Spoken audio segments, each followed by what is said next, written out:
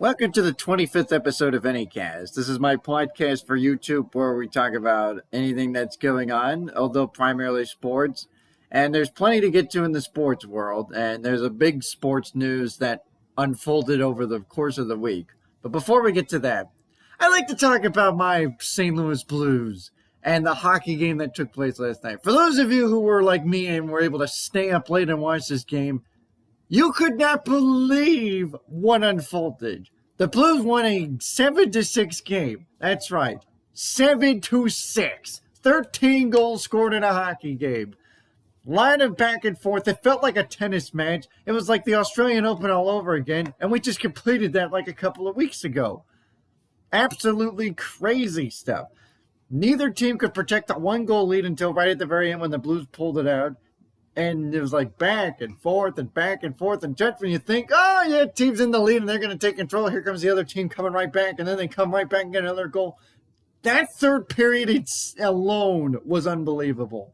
I mean, literally, like a minute after one goal scores, another scores, and another, and another, and another, and another. You've probably seen that Oprah Winfrey gif that says, you get a goal, you get a prize, you get a prize. Everybody gets a prize. That basically was what the third period was. 5 goals in a 5-minute span, it felt like. I mean, that was just absolutely crazy. And thankfully, the Blues wound up winning that game. They needed that because they were slumping, and all of a sudden, the West Division has the feel of a restrictor plate race. If you're a NASCAR fanatic, you will get the terms. I mention that because, as you probably know, the top 4 teams in each division are going to make the playoffs this year for this temporary realignment as a result of the pandemic. They're trying to get everyone from a regional perspective to prevent the spread. The West Division has turned into a Talladega or a Daytona race, where one slip-up, one loss, you can go from first place out of a playoff spot in a heartbeat because everyone is so bunched up. Going into last night's games, first through 6th place was separated by just 2 points. That is easily the tightest gap of any of the divisions in the NHL from that far out. The only 2 teams who are like a few games out of it at this point, San Jose and Anaheim. Both had 16 points going into the night. Everybody else was within 2 points of each other. So you better win, or you better try to get as many points as you can, because if you have a 0-point night, you could tumble in the standings in a heartbeat. So thank goodness the Blues pulled that game out. The turning point in that one was when they pulled Binnington and replaced him with Husso, I believe is his last name. Binnington was so upset. He went at it with not 1, not 2, but 3 San Jose Sharks, and one of them just happened to be the starting goaltender, who, by the way, played the whole game giving up those 7 goals. And I don't blame him because it's a 1-goal game. It's a tight contest. You don't want to pull him to get the backup in who's ice cold at that point because you never know. That could turn the game badly. But still, 7 goals allowed and he played the whole game. That's just crazy. I mean, this was just absolutely unbelievable. If you didn't watch it, you're going to find that hard to believe. If you did watch it, you're still going to find that hard to believe. I mean, because you rarely see games like this nowadays. I mean, it was just absolutely crazy. And I hate to be biased. I'm trying not to be as biased as possible. But I'm making an argument that game last night was probably the best game of the season thus far. I mean, find me a game that's like that back and forth and is not so tightly competitive the whole time through. Neither team had a 2-goal lead at any point in the game. And by the way, this game didn't even need overtime or a shootout. This game ended in regulation, and they scored 13 goals. There were games last night that ended in overtime or a shootout that had less goals than this one did. I mean, that was just absolutely crazy. So I'm putting that up there as the game of the year right now. Just saying it right now. I just wanted to bring this up because this game needs to be talked about. This was unbelievable. I mean, whether you watched it or not, it's hard to believe a game like that. So just wanted to bring that up. Now, let's talk about the big sports news that's dominated the week, and that is Tiger Woods. Unfortunately, he was in a single car accident, and his car tumbled, and he suffered multiple leg injuries. fractures and all kinds of nasty stuff. And so you hope and pray that he can somehow make a full recovery, but that's a damaging blow as far as his golf career. And first of all, it's a miracle that he is alive. Thank goodness he is okay and he is in good spirits. But holy cow, if you've not seen what unfolded, if you've not seen the footage of his car and the aftermath of that tumble, you would be shocked to see that he got out of there with serious leg injuries, yes, but it could have been worse. It could have been way, way worse. And we're a little over a year removed from losing Kobe Bryant. This would have been devastating. I mean, I can't take any more famous people parting ways, especially like that. So it's a miracle that Tiger Woods is still alive and was able to only get out of there with multiple leg injuries. Now, the road to recovery obviously is going to be a long one. If anybody can vouch for Tiger Woods, it's Alex Smith. He is just recovering from his horrific leg injury that nearly ended his career. And he came back and won Comeback Player of the Year. So, if he can do that, I believe Tiger Woods may still have a chance. Now, again, damaging blow to his golf career because who knows what's going to happen. This is not only a physical injury, mentally, is he going to be able to recover from this? That remains to be seen, but if anybody can pull this off, it's Tiger Woods. He's already pulled off one miracle when he won the 2019 Masters, and that was just a heartwarming moment. It still gives me goosebumps reliving that tournament and how he was able to come back from his injuries, his off-the-field issues, outside of his injuries, his personal life I'm talking about, and to come back through all that and be back on top and winning a major. So if anybody can pull this off, it's Tiger Woods. But even if he can't play golf again, I still hope he can make a full recovery so he can be with his kids. Because, as I mentioned, we do not want a repeat of what happened last year with Kobe Bryant. The sports world cannot take another blow like that. The world itself cannot take another blow like that. So, Tiger, if you're listening, if you're watching on YouTube, I know you're recovering, but I hope that you know that I, along with many of your fans, are thinking about you. We've got you in our prayers, and I do hope that you can make a full recovery. It would be nice if it's a speedy recovery, but the important thing is to make a full recovery so you can walk again and be with your kids again, because we all care about you and we love you. So, Tiger, we're definitely thinking about you. And so with that, let's move on to the other sports because there's a lot going on. In men's hoops, we are now down to one undefeated team. That's because Kansas took out Baylor last night. And the pause and the rustiness of coming back from the pause finally caught up to Baylor last night, and Kansas was able to pull out a huge win at home. So that leaves Gonzaga as the last undefeated team in men's hoops. So no surprise, they're still going to be number one. But who's number two now? Michigan is making a strong case. They have absolutely been steamrolling as of late since they've come back from their pandemic pause. They beat Wisconsin. They had to come back and beat them, and that was their first game back. That was a couple of weeks ago. So you knew that was going to be. But the fact they came back from that game and won, that one is impressive. Then they go out and beat the living heck out of Iowa. I mean, that's a top 10 team that Michigan destroyed. Then they go and beat their arch rivals, who's also having an unbelievable season. They're in the top 5 in the rankings.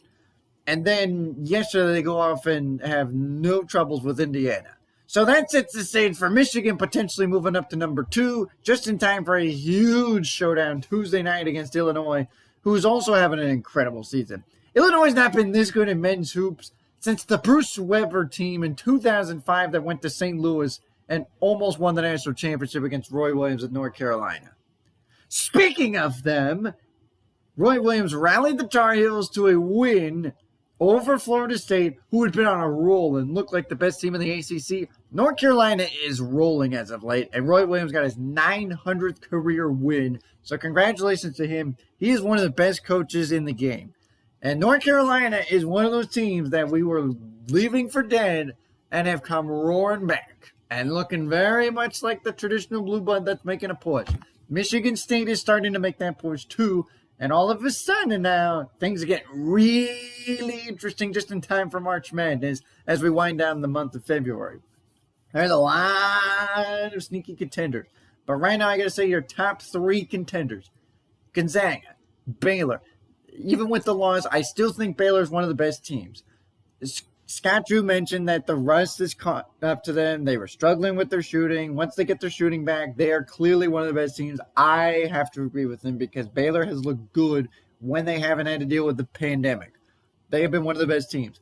And you got to throw Michigan into the ring now. Those have got to be your 3 favorites to win it all at this point. There's a lot of other teams that can make a push for the title, but those are clearly the 3 best teams right now. And I think if you're going to put them in order, Gonzaga's 1. You can now make an argument with Baylor losing which one is 2. Baylor makes a strong point. Michigan makes a strong point. But those 2, I think they're like 2A and 2B. I think they're so pretty evenly matched. I think the difference is that if you're going to look at the losses, Baylor's loss just came at Kansas. That's a good loss. Michigan's loss came at Minnesota, who at the time looked like a turning team, now all of a sudden look terrible. They're reeling. They're barely over 500 now, so that's not looking like a good loss now for Michigan. But that's besides the point. Michigan looks really good right now, and the bottom line is it's how you play down the stretch. I think Michigan is a dangerous team, and you got to watch out for them in the tournament. So that's something to keep an eye on. As for my alma mater, well, we're also not trending in the right direction, but at this point, Mizzou is still a tourney team, and if they can get into the tournament, that's a heck of an accomplishment for Quanzo Martin and what he's done with that program, getting him back to some form of relevancy. Moving on to the NBA. Did you notice something come Friday in the Eastern Conference standings? Obviously, there have been some changes since then, but there were only 3 teams in the Eastern Conference with a winning record. Let me repeat myself in case you have gotten earwax, and you probably didn't hear that, and you're probably wondering what the heck is going on. There were 3 teams in the Eastern Conference with a winning record. Is the Eastern Conference seriously that bad this year? I mean, Toronto and Miami, you figured would be up there. Boston, you figured would be up there. None of them are over 500. The Bucks are like 7-8 games over 500, which from their vantage point is not as great as the last 2 years, and yet in the somehow ridiculously pathetic Eastern Conference, that's still good enough for 3rd in the East. Behind Philly and the red hot Nets, they just got waxed by Dallas last night. Although I guess in their defense, they didn't have 2 of their big 3, but still, those 3 teams are the only 3 teams with a winning record and look like the 3 teams that can make a push for the NBA title. Then you look at the Western Conference, 8 teams with a winning record. But there's 3 that are standing out over the rest as well. That's the LA teams, the Clippers and the defending champion Lakers, and the team that not many are talking about and should be, the Utah Jazz. They are on fire right now. And what I love about this team, they do not have a superstar or 2 superstars. They have talented stars in Donovan Mitchell and Rudy Gobert. Yes, and if that name sounds familiar, Rudy Gobert, in case you forgot, did the thing with his hand over the mic, then tested positive for the coronavirus, and that's what started that whole thing last year. He and Donovan Mitchell aren't like superstars, but they're still leading the team, and this team is unbelievable. So, I think right now you pretty much know who your teams are in the Eastern and the Western Conference, but holy cow, that Eastern Conference looks pathetic. Now, lost in the shuffle and all this, can we talk about the Bulls and the Knicks? They're both at 500 or flirting with 500 right now and are in the playoffs if the season were to end today. If both those teams make the playoffs, I don't care what their records are. Remember, these 2 teams have been struggling for the last 2 decades. Mostly struggles for the last 2 decades. And so for what Billy Donovan and Thibodeau have been able to do with their new teams to get them back to some kind of decency where they're being competitive. Yes, they're still losing games, but they're being competitive in just about every single one of their games. If they both make the playoffs, I don't care if the Nets finish with the best record in the Eastern Conference. I don't care if the Sixers finish with the best record in the Eastern Conference. I'm giving Thibodeau and Donovan a split for Coach of the Year. Because when you turn those two teams that have been nothing but turmoil and discombobulated, disorganized the last 2 decades, and get them in a position where they're making the playoffs, even with a not-so-good record, that's a hell of an accomplishment for your first year. So I'm giving those two Coach of the Years. The heck with the rest of the coaches. Those two deserve all the credit for what they've done. And so, with that, let's proceed with NASCAR because the season's gotten going. And holy cow, have we gotten off to one heck of a start in the Cup Series. Michael McDowell and Christopher Bell, 2 first-time winners, back-to-back at Daytona. One on the oval, one on the road course. This is the first time since the first 2 seasons of NASCAR that the season starts with back-to-back first-time winners. Are we in for a crazy season in 2021 for NASCAR? They keep bragging about and promoting that this is going to be the best season ever. When you have back-to-back first-time winners, you're definitely making a strong case that this could very well be the best season ever. And so today they're at Homestead. We'll see what happens there. I have to think that the contenders, Denny Hamlin, Kevin Harvick, Chase Elliott, are going to step it up. I think Kevin Harvick is going to win at Homestead. That's my pick. But I wouldn't be surprised if Hamlin or Elliott wins. Although I would love to see another first-time winner or another newcomer. Because it's so cool to have this parity in NASCAR. Where you have all these drivers that you don't talk about as often and they still find ways to win races. Those are great stories to talk about. And it's not just happening on the big stage. It's been happening on the Xfinity Series too. We had Ty Gibbs, the 18-year-old grandson of legendary head coach Joe Gibbs, win a race at Daytona. And the way that he did it is just absolutely amazing. You have to watch those highlights to see how that unfolded. And then last night, you had Myatt Snider. He was a first-time winner in the Xfinity Series. And in case that name doesn't ring a bell, he's the son of NBC pit reporter Marty Snider. He's a really good pit reporter, by the way. But his son races in the Xfinity Series, and he pulled out a win last night. Now, how he got that win is unbelievable, because Noah Gragson was going to win this race. And then all of a sudden, the 13 car blew a tire, hit the wall. Gragson runs into him, didn't have a chance to recover. He's knocked out of the race. That opened the door for Snyder to pull that one out and win. And it's a good thing he did, because Reddick almost came back and beat him, although Reddick's spot got disqualified because he failed inspection in the post-race. But that's besides the point. This is just absolutely incredible what's going on in NASCAR right now. And it's really cool to see these first-time winners or drivers that you don't normally see challenging for the win races. I think that's going to make things so exciting because you have a lot of good talent that doesn't get the recognition that the Denny Hamlins and the Chase Elliott's in the world get. And so that's what I call hidden talent. It's super good. It's super awesome. And it's incredible to talk about these underdogs that don't get much of a chance and still pull out these wins. So kudos to all those drivers for pulling out your first wins. And here's to many more for all of you. Now, other big-time news is that we are to the point where the House has passed the stimulus bill.